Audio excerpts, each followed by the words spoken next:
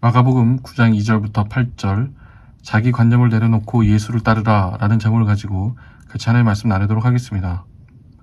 예수께서 많은 고난을 당하고 나서 죽으시고 사흘 후에 살아나야 한다고 제자들에게 가르치실 때 제자들의 귀에 들린 것은 사흘 후에 살아나신다가 아니라 예수께서 많은 고난을 당하신다였습니다. 그래서 제자들은 예수께서 그런 행동을 하시지 못하도록 예수를 바싹 잡아당기고 항의했습니다. 우리 성경에는 베드로를 비롯한 제자들의 행동을 어느 정도 선을 지켜서 하는 모습으로 그리고 있지만 원어를 살펴보면 제자들은 예수를 아랫사람으로 대하며 꾸짖었습니다. 다시 말해서 제자들은 예수의 가르침을 결코 용납할 수 없었습니다. 왜냐하면 갈릴리 전역이 예수 때문에 들썩입니다. 예수의 가르침은 탁월할 뿐만 아니라 사람들이 듣고 따랐습니다. 게다가 그가 보여주신 기적은 하나님의 아들이 아니면 도저히 불가능한 것들이었습니다. 제자들은 예수를 통해 다윗과 솔로몬 왕국의 회복을 받습니다.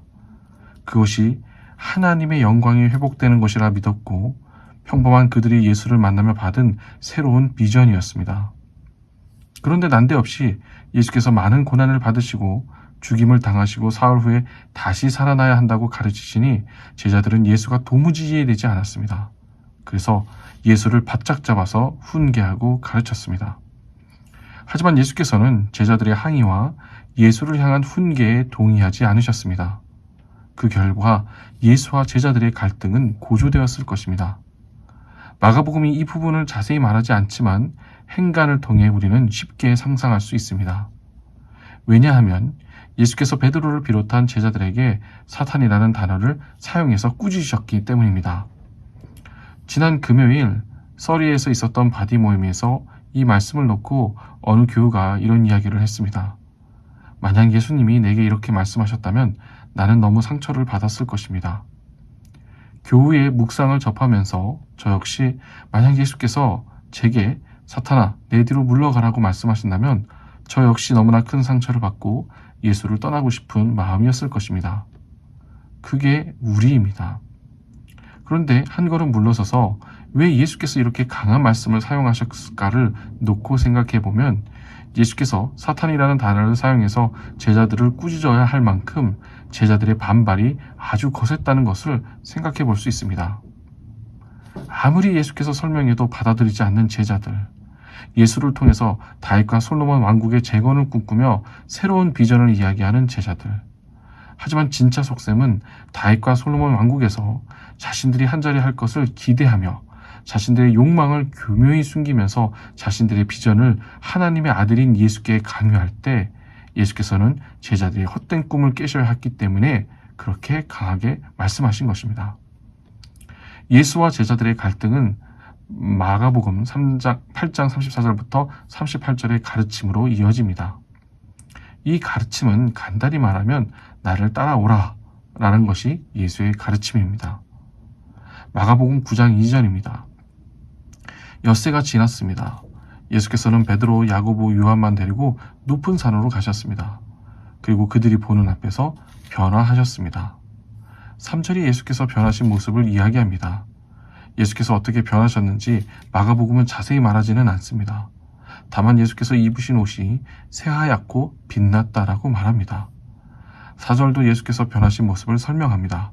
엘리야와 모세가 예수와 말을 주고받았다라고 말합니다. 이 구절들에서 주목할 수 있는 부분은 예수께서 입으신 옷이 빛을 받아 하얗게 빛났다는 것입니다. 이 세상의 그 어떤 옷도 햇빛을 받아 하얗게 보이는 것보다 빛나고 하얗게 보일 수 없습니다. 즉 빛이 예수를 비췄다는 것입니다. 예수께서 침례를 받고 물에서 올라오실 때 하늘이 갈라지고 성령이 비둘기처럼 임한 것처럼 제자들은 예수께서 변하신 모습을 그렇게 표현하고 있는 것입니다. 4절 역시도 이와 마찬가지입니다. 구약 성경에서 하나님이 임재하신 시내산에 오른 사람은 딱 두 사람입니다. 모세와 엘리야만이 하나님이 임재하신 시내산에 올랐습니다. 바꿔 말하면 모세와 엘리야 두 사람만이 하나님을 직접 눈으로 본 것입니다. 그런데 지금 제자들이 보고 있는 예수의 변하심에서 누구를 보고 있습니까? 예수와 더불어 모세와 엘리야를 보고 있는 것입니다. 즉 예수께서 독생하신 하나님이시다라는 것을 말하고 있는 것입니다. 정리하자면 마가복음 8장 29절에서 너희는 나를 누구라고 하느냐? 예수께서 제자들에게 질문하셨고 그 질문에 내가 누구인지 알고 싶다면 그리고 새로운 삶으로 살기를 원한다면 나를 따르라고 말씀하셨고 그리고 마침내 높은 산에서 당신이 누구신지를 다시 한번 제자들에게 보이신 것입니다. 자, 그런데 오늘 본문의 핵심은 예수께서 변하신 모습이 아닙니다. 왜냐하면 본문의 독자들인 우리는 이미 마가복음에서 여러 차례 예수님이 누구신지 보고 들었기 때문입니다. 마가복음 1장에서 침례 요한의 선포에서부터 시작해서 8장에 이르기까지 마가복음은 계속해서 예수님이 그리스도시다라는 것을 말합니다. 즉 오늘 이 말씀을 듣는 분들 중에 예수님이 그리스도라는 것을 모르는 분은 단 한 분도 없습니다. 그렇다면 오늘 본문의 핵심은 어디에 나올까요? 이어지는 5절부터 본문이 말하고자 하는 이야기가 나옵니다. 5절입니다. 예수께서 새하얀 옷을 입고 예수님의 주변에 모세와 엘리야 두 사람이 대화하는 이야기를 베드로가 보게 되자 베드로는 이 자리를 결코 놓치고 싶지 않았습니다.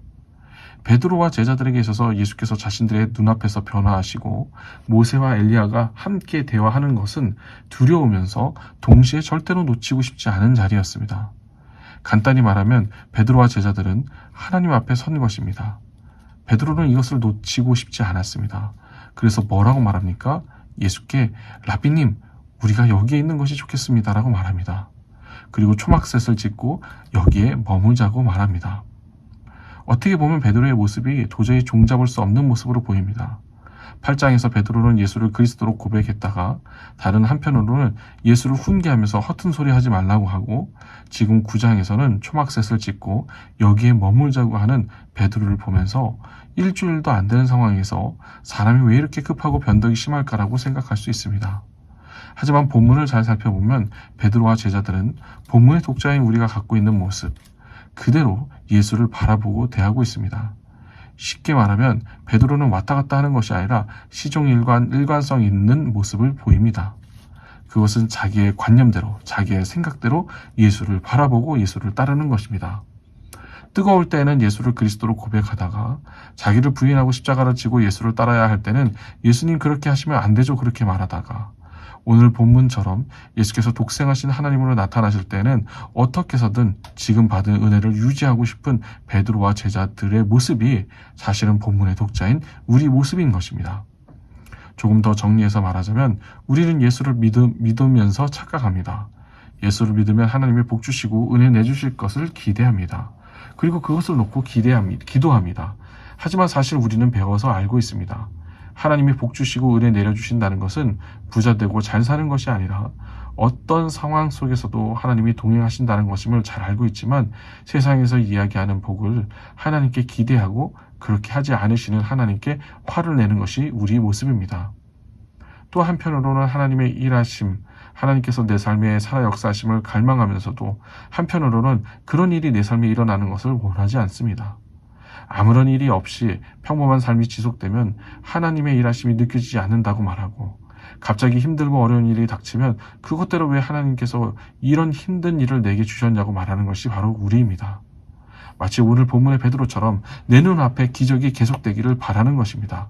이 기적이 무엇을 의미하는지도 모른 채 그저 영광스러운 일이, 은혜스러운 일이 계속 이루어지기를 바라는 것이 우리네 모습입니다. 다시 본문으로 돌아가서 6절을 보면 베드로는 겁에 질려서 자신이 무슨 말을 하는지도 모르고 이런 말을 했습니다. 즉 베드로는 여전히 예수 그리스도를 따르는 것이 무엇인지 예수의 가르침이 무엇인지 모르고 따르고 있는 것입니다. 그저 베드로는 자신이 느끼기에 자신이 지금까지 살아온 삶, 그 관념에서 두렵게 느껴졌기 때문에 이렇게 말하고 있는 것입니다. 마찬가지입니다. 베드로가 예수를 만나고 예수를 따르는 마가복음의 이야기에서 베드로는 계속해서 좌충우돌을 합니다. 도대체 자신의 관념을 포기하지 않고 계속해서 자기 식대로 예수를 따르려고 합니다. 마가복음은 그 모습이 바로 우리 모습이라고 말합니다. 하나님의 은혜가 계속해서 내게 있기를 원하지만 평범하지 않는 삶을 살기를 원하고 또 한편으로는 내가 주인공이 되고 싶은 욕망이 계속해서 있는 삶, 그게 바로 베드로의 모습이고 우리의 모습입니다. 7절입니다. 구름이 일어납니다. 그리고 그 속에서 소리가 들립니다. 이는 내 사랑하는 아들이다. 너희는 그의 말을 들어라. 출애굽했을 당시 시내산에서 하나님께서 이스라엘 백성에게 말씀하신 것처럼 베드로와 제자들에게 하나님께서 예수를 사랑하는 아들이라고 말씀하십니다. 그리고 예수의 말을 들으라고 말씀하십니다. 그 말씀은 자기를 부인하고 자기 십자가를 지라고 말씀하신 예수. 지금까지 내가 갖고 있는 관념을 벗어던지고 예수를 따라 삶으로써 새로운 삶으로 인도하신 예수의 말씀을 들으라고 하나님께서 말씀하신 것입니다. 그리고 마가복음은 그 말을 이 이야기를 통해서 다시 한번 우리에게 상기시킵니다. 예수를 믿는 것, 따르는 것, 그것은 자기 관념을 내려놓고 예수께서 걸으셨던 길로 가는 것입니다. 그 과정에서 두려움이 있고 충돌이 있습니다. 하지만 마가복음은 베드로의 이야기를 통해서 두려워하지 말고 예수를 쫓으라고 말하고 있습니다. 말씀을 마무리하겠습니다. 예수를 따라 사는 삶은 자기 관념을 내려놓는 것입니다. 두려움이 있지만 그 길이 새로운 삶, 영생의 삶으로 인도하는 길입니다. 자기를 부인하고 자기 십자가를 지고 예수를 따르는 저와 여러분이 되시기를 주의 이름으로 소망합니다.